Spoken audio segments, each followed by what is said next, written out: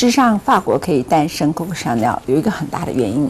不只是 Coco Chanel 个人的才华，还来自于过去法国的历史。在16世纪的时候，法国巴黎郊外有一个罗亚尔河附近就有很多古堡，其中一个古堡是属于凯撒琳皇后。凯撒琳皇后她身上所带的一些河边叶，还有她个人的某些形象 ，Coco Chanel 从她身上得到了非常多的启发。这次来到了法国，对法国来说呢，法国希望能够在这一刻整个经济衰退的时候，至少把法国过去留下来的文化遗产来成为现在法国支撑它经济最重要的一个支柱。这个情况之下呢，只要你拿 business class， 就是你坐商务舱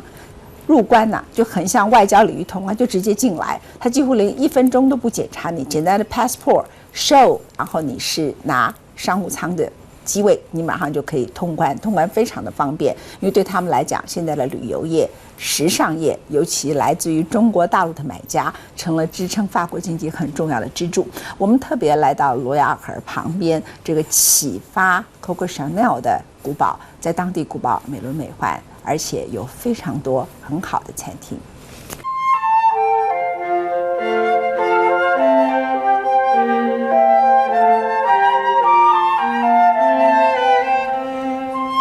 如果说 Coco Chanel 展现了法国女人颠覆传统的特质，那么矗立在罗亚尔河支流谢尔河上的这座城堡，无疑是更早期女性力量的表现。雪农索堡，一座女人的城堡。时光倒回到1547年那个华丽年代，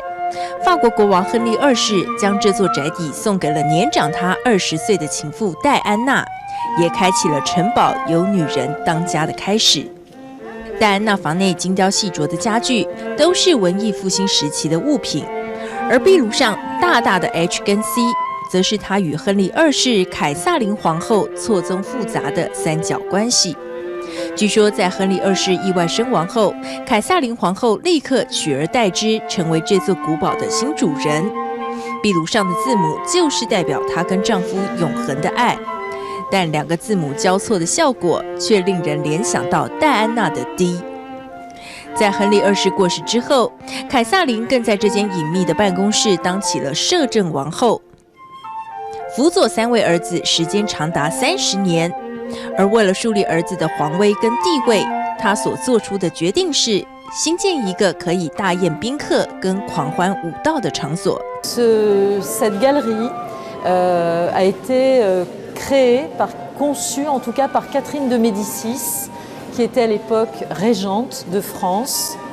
Mais le pont, avant la galerie, a lui été conçu par Diane de Poitiers, favorite d'Henri II.Pourquoi Catherine de Médicis a-t-elle voulu créer cette galerie? Pour en faire une salle de bal merveilleuse pour le mariage de ses 2 enfants, de ses 2 fils. 如今游客们行走在黑白交错的地板上，想象就在自己脚下，400年前曾经有过一场热闹的宫廷舞会。随着时代不断改变，雪农索堡的主人也从皇室贵族交到了名媛手中。1次世界大战期间，梅尼耶家族出资买下了雪农索堡，夜夜笙歌的长廊变成了救治伤患的战时医院。Cette galerie a eu aussi un rôle pendant toute l'histoire du château de Chenonceau, puisque à la Première Guerre, cette galerie a été transformée en hôpital militaire. Donc les blessés, jusqu'en 1918, étaient soignés dans cette même galerie sur des lits.Et pour l'anecdote, certains pêchaient directement de leur lit dans la rivière. 直到现在，雪农索堡的堡主依然是女性，而她只是罗亚尔河沿岸贵族权力展现的建筑之一。在这个法国古文明中心的流域上，大小城堡就超过了300座。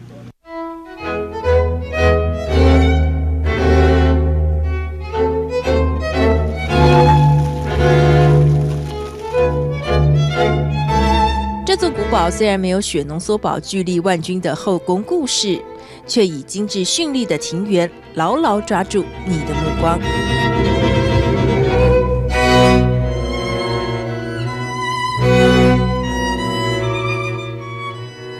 维朗德利的园林在严谨对称的形式上实现了笛卡尔实证主义中的和谐完美。这里拥有世界上最漂亮的一座菜园，视觉享宴的大庭岸花圃，天地一色的大水镜，馥郁芬芳的药草园和充满童趣的迷宫。在被称为露天沙龙的爱的花园里，每个图腾都有其意义。这是悲情之爱，代表的是争风吃醋的男人在决斗时使用的匕首刃和双剑刃。红色郁金香则意味着在决斗中4溅的鲜血，而心形图案中栽种着粉红色花朵，它诉说的正是温柔之爱。1906年，来自西班牙的乔山·卡尔瓦罗就以这座无与伦比的花园重振了古堡的盛名。Alors mes arrière-grands-parents étaient tous les deux scientifiques, qui faisaient de la recherche à Paris à haut niveau, et ils se sont passionnés brusquement pour la culture française. Lui était espagnol et elle américaine. Ils se sont passionnés pour Villandry, pour les jardins et pour l'architecture. Et ils ont voulu restaurer le château et restituer les jardins de la Renaissance de façon à recréer un ensemble très harmonieux, en accord avec le temps où M. Le Breton, le ministre de François Ier, avait édifié ce château. 工程师出身的亨利·卡尔瓦罗从小就在这座美丽的花园里长大。20年前父亲去世，他才接手成为家族的第4代堡主。Ce que je souhaite apporter aux visiteurs, c'est un moment de vie heureux dans un lieu où l'on cultive la beauté et l'harmonie. Et je crois que c'est quelque chose qui est bienvenu dans le monde moderne, qui est parfois un peu agité. Et nos visiteurs sont toujours très apaisés et ressortent plutôt heureux, je crois, de cette promenade à travers les jardins de Villandry. 时代的轮轴不停向前，但属于罗亚尔河古堡的故事却会一直流传下去。